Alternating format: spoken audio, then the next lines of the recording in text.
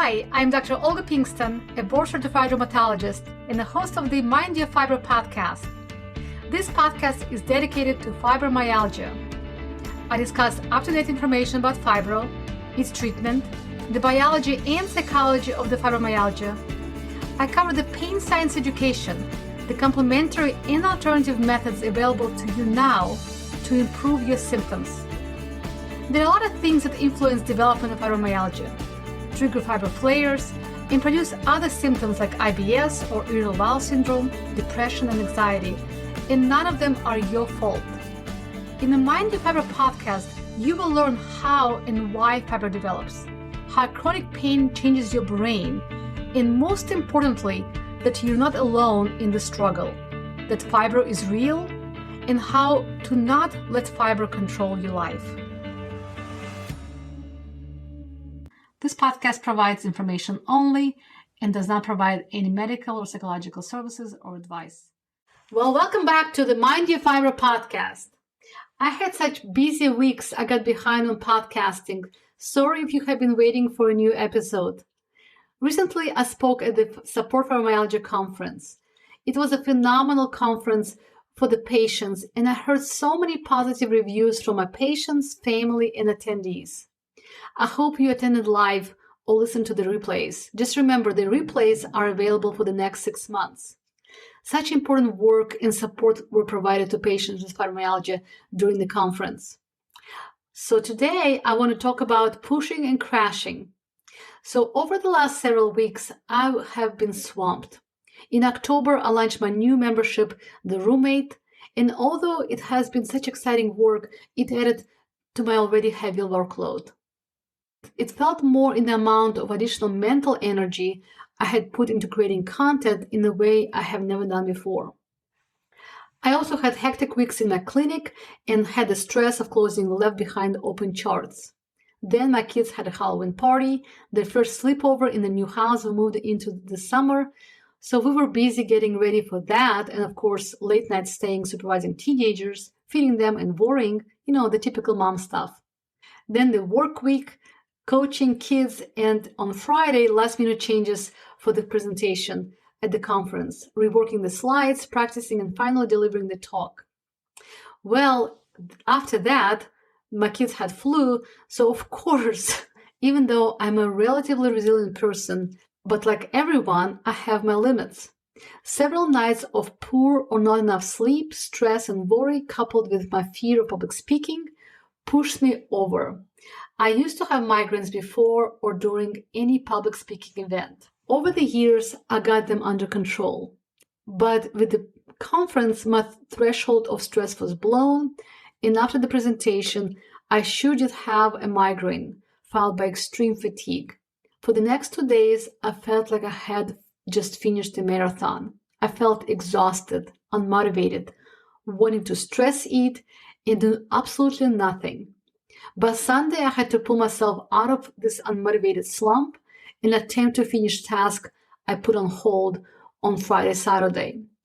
That did not decrease the stress, but actually increased it. I felt overwhelmed. As I contemplated about the next podcast episode, I realized that what I experienced was a typical pushing and crashing episode. With some exceptions, I did not criticize myself or beat myself down, but used coaching tools to get me through it. So pushing and crashing is not isolated to patients who have fibromyalgia.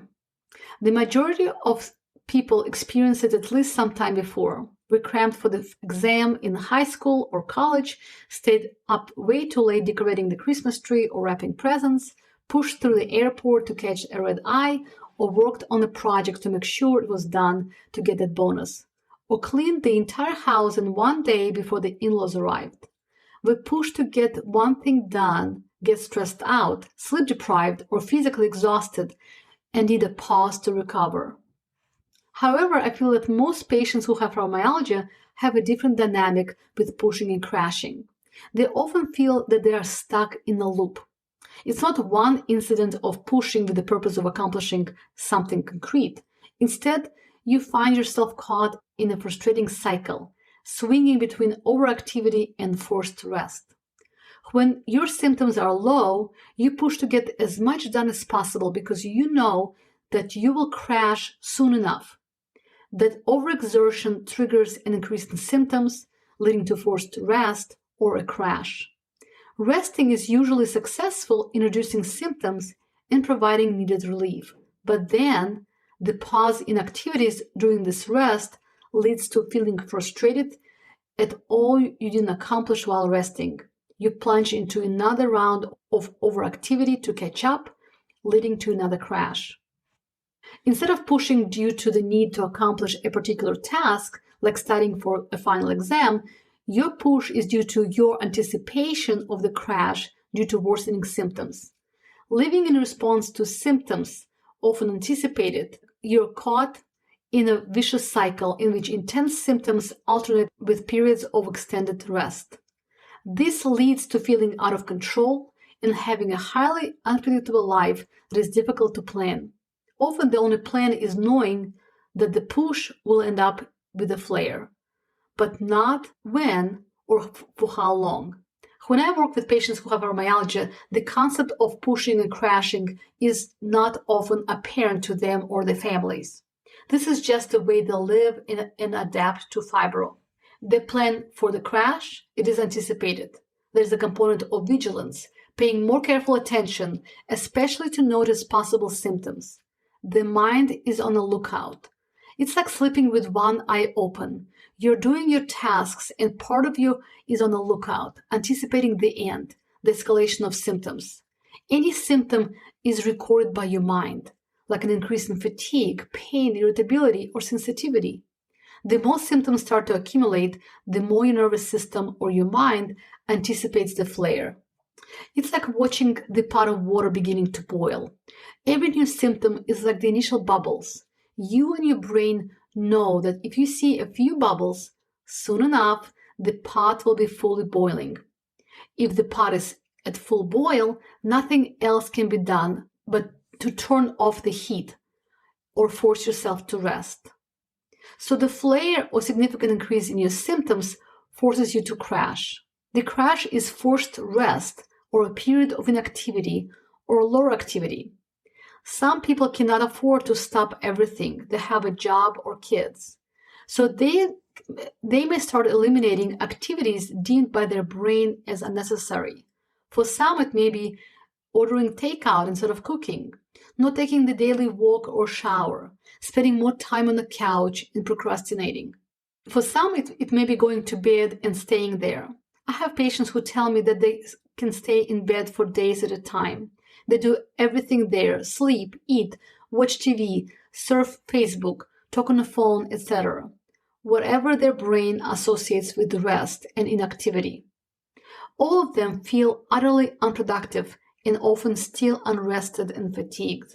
After the inactivity, full stop, or reduced activity, the crippling nagging starts as frustration, guilt, shame, and inner criticism boil over. As I coached clients, they tell me that they often think of themselves as worthless, hopeless, inadequate, or just plain awful about themselves, the need to rest, and accumulating things that are not being done. The motivation to get out of bed or the rest phase of the pushing and crashing cycle often comes from negativity. Most people don't start by telling themselves, well, I feel great now, I'm rested, I have more energy, I'm ready to go back to do things. No, most of the time the motivation comes from feeling guilty and frustrated at yourself. That feeling drives you to pull yourself together and get going. You see, the thoughts you have about yourself create feelings you have about yourselves that drive your actions and results. So the negative thoughts and feelings you have about yourself, your rest, and your symptoms cannot produce positive, beneficial actions or good results. The results of getting out of the crash is the beginning of the push. The push and crash lead to lack of control, unpredictability, and discouragement. Now, there is an alternative to push and crash, and that is pacing. Pacing suggests that your symptoms are not random, but primarily due to variations in your activity level. If we do more than our bodies can tolerate, the result is an intensification of symptoms. If we stay within our energy limit, both mental and physical energy limits, we can gain some control over our symptoms. Pacing offers the possibility of more stable and predictable life. Using pacing, you can live your life according to a plan rather than in response to symptoms, giving you a sense that you are managing fibromyalgia rather than fiber controlling you. So how do we break the cycle of pushing and crashing? Now, in my roommate membership, we have been talking a lot about emotional awareness in how our thoughts create our feelings and emotions, actions, and results. And my members are being coached on it every week. So part of our work here is learning new skills to handle these difficult thoughts and feelings more effectively, so they can have less impact and influence over you and your energy. If you practice the thoughts and feelings for many, many months to years during the pushing and crashing cycle, it will take time to learn new skills. So giving yourself grace that it will take time to learn a different pattern is a must. Now, the first step of any change starts with awareness or noticing symptoms. Notice what you're thinking when you push yourself. Are you doing that particular task or job with a goal in mind? Have you conditioned yourself to only clean the house by pushing, getting everything done in one big swoop, and then letting go of maintaining it until the next push? If that's the case, what thoughts do you have about getting everything done during cleaning? What I can tell you, many of you will find that you have all or nothing thinking, also known as black or white thinking. All or nothing thinking is one of many negative thought processes known as cognitive distortions that is common in people with chronic pain, fibro, depression, or anxiety. All or nothing thinking is especially common in perfectionists. I will have a separate episode on perfectionism, but for now, I want you to realize that perfectionism is a coping mechanism and often arises from a fear of judgment or disapproval from others. It's not a good thing. All or nothing thinking, it's either perfect or disaster. You treat yourself like a failure if you don't feel physically or mentally well enough to perform a task you plan to do. With all or nothing thinking, as soon as you fall below 100% in your estimation, that 100% turns to zero. Example of black and white thinking could be getting a B on a test in school and feeling like you failed because you did not get an A. During cleaning your house, you did not finish cleaning one room, and now you think the whole place is disaster. During your job interview, you choked on one question, and even though you got the positive feedback and all the other questions were answered great, now you think you will not, should not, or even don't deserve that new job. You did not send a birthday card to your friend, and now you think you're a terrible friend and she will never forgive you. If you eat one cookie, the whole diet is now ruined. Might as well eat the whole box. Here's what you may catch yourself doing. You often use words like always, never, should, and shouldn't. You wouldn't try something unless you're confident you can do it perfectly. Small mistakes can make you feel like a total failure. You have a hard time receiving feedback, positive or constructive. You won't try something unless you're confident you can do it perfectly. Here are some ways all or nothing or black and white thinking affects us. It causes decreased confidence and self-esteem. Feeling like a failure, fear of asking for help, lack of self-compassion and unwillingness or inability to forgive yourself, and having difficulty thinking of solutions to find a middle ground. So letting go of the black and white or all or nothing thinking or just noticing it is a good start as you learn how to avoid the push. As you catch shooting yourself, be on the lookout for this type of thinking. Once again, just notice. Don't use it as an excuse to beat yourself up again. This is a game of noticing. And if you notice what you do even once, you're doing great. So pushing yourself to get things done or keep doing it until you're totally exhausted, notice that. We're trying to notice it and catch ourselves in the act. Because if you are not totally exhausted, collapsed, and incapacitated, it is easier to be more rational and follow through. It's like shopping when you're hungry. If you're starving, all rational thoughts are out and you will buy whatever you see because of hunger. So we're trying to prevent a crash by noticing thoughts and feelings that lead you into actions, hoping that you will not end up in the crash mode. Another part of pushing and crashing is the anticipation of a crash. I had a client who would plan every event, every outing, everything strenuous or active with a day of crash after, regardless of how she felt. Saturday is busy with shopping, cooking, cleaning, and date with her husband, and Sunday is nothing.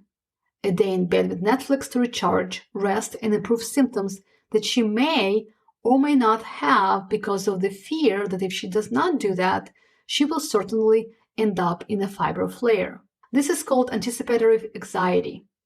If you have anxiety from anticipation, you are fearful for an extended period about an imagined future situation, you perceive it as an unpredictable threat. Anxiety from anticipation causes people to feel nervous, concerned, or afraid about the future that may or may not happen.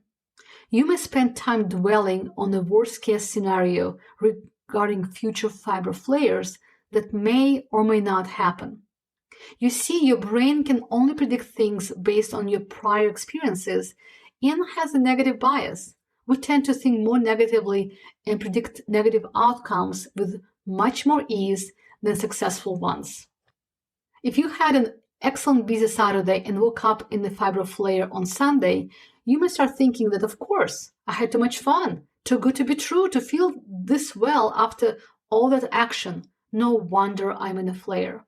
Your brain will take notice and connect Saturday and Sunday into one experience, one continuum. Now it will be vigilant after any event to look for symptoms or worry ahead of time, trying to prevent them. If you worried and anticipated a flare and got it, your mind got the evidence that it was right. So it may be an interesting dynamic. Part of you pushing the black and white thinking, do all the task or your failure kind of thinking. And the other part of your mind is anxious with anticipation that all that work will make you crash. That is a lot of mental energy being spent. And with increased anxiety, you are easily distracted, feel apprehensive, and have more unfounded irrational thoughts. You may start feeling overwhelmed and spinning. Your mind may start fortune-telling, trying to predict the future.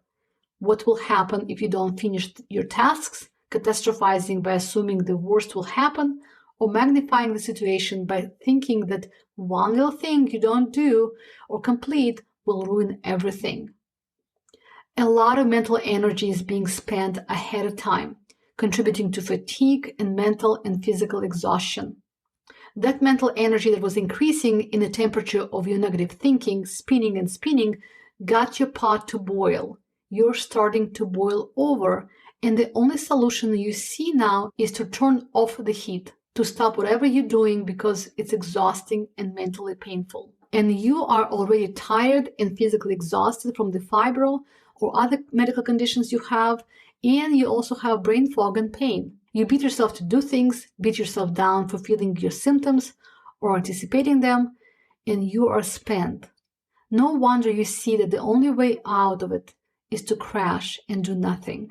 So now you crashed and your body and mind got the pause.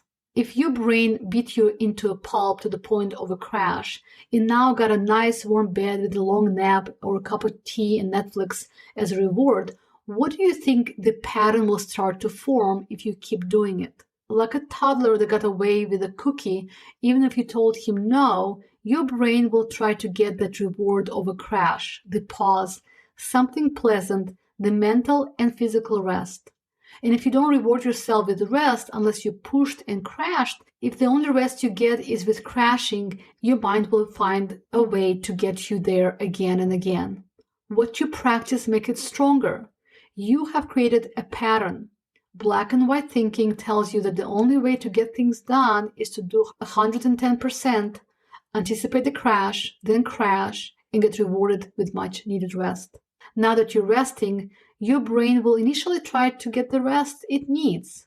Very often, in patients with fibromyalgia, the rest period will help with pain and other symptoms. But soon enough, the nagging voice in your head will start up again. The longer you rest, the louder the voice will be. The voice may tell you mean and nasty things about you, your need for rest, how your family, loved ones, friends, and coworkers see you, and all the things that pile on and not getting done. You may have a lot of judgment, hate, and self-loathing come up. Frustration with yourself starts to increase and finally creates the motivational force you need to get out of the rest or you crash and start being active again. But unfortunately, you end up at the beginning of the push cycle. Push, rest, frustration, push, rest, frustration. Again, noticing your thoughts, feelings, and what you do or do not do when you are in the crash will give you the data you need to recognize and analyze your patterns. Inside the roommate membership, we talk a lot about our feelings and thoughts and how the thoughts create feelings that lead us into action or inaction. The results in your life ultimately come from the thoughts you have. So here are the steps of the change you need. First, it's to notice your patterns, thoughts, feelings, and actions. Name what you notice. I'm starting to crash, or I'm starting to shooting myself into finishing this task, or I'm pushing myself to do 110%. I'm noticing my perfectionism. I crashed and starting to nag myself. Actually verbalize what you're doing or not doing. Neutralize it. Put your thoughts into a new context that neutralizes their influence, disarms them. If you let your thoughts or actions guide you, where does it take you? If you let this thought guide you, will it take you towards or away from the life that you want or your goal? For example, the thought, I need to finish cleaning this entire house. How does the clean house help you not be in a fiber flare? Does the entire house have to be 100% done for you to feel well? Or will your cleaning over the threshold of your ability will prevent you from doing other things you need to do? Is this the life you want? Can you notice the power of the I must clean everything being diluted by other thoughts in being neutralized and disarmed? Now work on creating new thoughts and new patterns. How can I pace my activities to accomplish things and not crash? When do I stop so I do not end up in bed? How can I get out of rest without hating myself? Can I create a self-compassion practice to motivate myself with love and kindness? Learning how to shift your thoughts and then learning how to pace instead of push and crash. That's the goal. You can accomplish it by writing your before and after in a journal. You can journal about your notice, name, neutralize, and new thoughts and patterns. You can write your negative thoughts and look at them with curiosity and kindness. Why do you think these thoughts? You can work with a therapist or a life coach or join our community of roommates who would love to have you and get coached inside the membership, and we can work on it together. Knowing that you're not broken, that you're not alone in the struggle is so powerful. So pushing and crashing does not have to be the way of life. You can learn new ways. It is possible. Now, this episode concludes the season 1 of the Mind Your Fiber podcast. It's hard to believe that it has been almost a year since I started this podcast. I just created a guide of the first season of the podcast.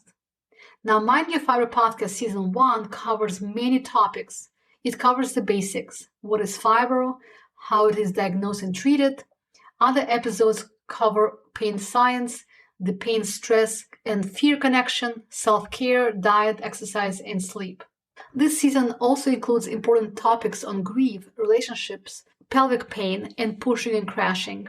So the season 1 guide includes the list of all episodes as well as fill-in-the-blank guide for episodes so you can follow along, pay attention to the material, fill in the blanks, and have some fun. Now, the link to download this guide is in the show notes. If you listen to this podcast and it resonated with you, please write a review. I would love to hear what you think of this podcast, and it will help others to find it. Thank you so much for listening. I will talk to you soon. Thank you for listening to this podcast. If you enjoyed today's episode, the best thing you can do is to share with someone and leave a review and rating.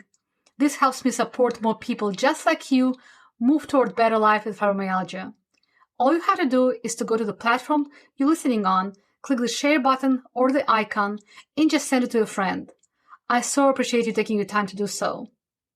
Make sure you sign up or subscribe to this podcast so you can get the most up-to-date information in the new episodes.